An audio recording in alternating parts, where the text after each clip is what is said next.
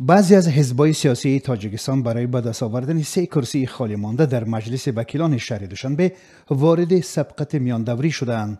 قرار است صاحبان نوی 3 کرسی روز 6 ماه معلوم شوند. انتخابات میاندوری در مجلس وکیلان پایتخت بعد آن برگزار می شود که 3 وکیل با سبب‌های مختلف کرسی‌های خود را خالی کردند. یکی از قضیه‌های پرسر و صدا از کرسی محروم شدن سبحان صفی‌الله‌یف نماینده کمونیست‌ها بود که از جانب آژانسی نظارت دولتی مالیوی و مبارزه با کروپسیون به قلابی متهم شد.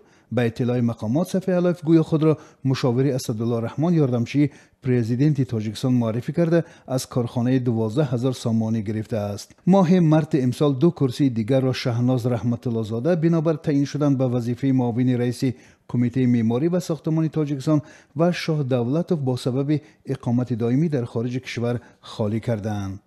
عبدالله خالقوف رئیس کمیسیون انتخاباتی مجلس وکیلان دوشنبه روز 10 اپریل به رادیو آزادی گفت تاکنون برای اشتراک در انتخابات 8 نامزد از احزاب سیاسی آمادگی خود را بیان داشتند که 1 نفر آنها زن است. جناب خالقوف افزود حزب سوسیال دموکرات و حزب دموکراتی نیز نمایندگان خود را شامل حوزه‌های انتخاباتی نمودند اما نامزد پیشبری نکردند. عبدالحلیم غفارов رئیس حزب سوسیالیستی تاجیکستان به رادیو آزادی گفت از این حزب 2 نامزد پزشک مشگان رستمووا و اسماعیل نعیموف استاد دانشگاه سلیمانی پیشبری شدند.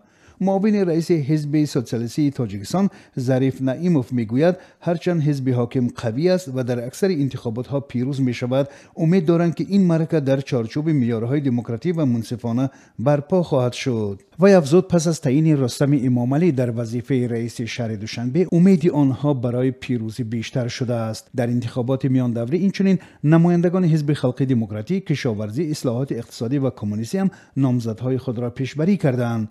انتخابات میان دوره وکیلان شهر که به فرق از انتخابات پارلمانی به آن توجهی کمتری مطبوعات و جامعه روان شده است، از نظر برخی منتقدان بیشتر خصوصیت رسمی و رمزی دارد. برخی کارشناسان میگویند داوطلبان هم حساب شده هستند و رقابت واقعی در جریان انتخابات به چشم نمیرسد.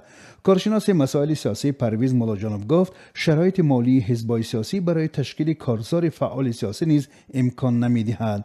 حزب سوسیال دموکراتی تاجیکستان که در 3 حوزه نمایندگان خود را برای نظارت جریان آمادگی به انتخابات شامل کرده است میگوید در ابتدا میخواستند نامزد پیشبری کنند ولی این را یک کوشش بیهوده دانستند. رحمت الله ظاهرов رئیس حزب سوسیال دموکراتی میگوید پس از 1.5 سال باز معرکه انتخاباتی در تاجیکستان است و ضرور نشماریدن به این 3 حوزه نامزد پیشبری کنند. حزب کمونیست تاجیکستان باشد در عوض کرسی از دست دادش در مجلس شهری 2 نامزد خود را ثبت کرده است.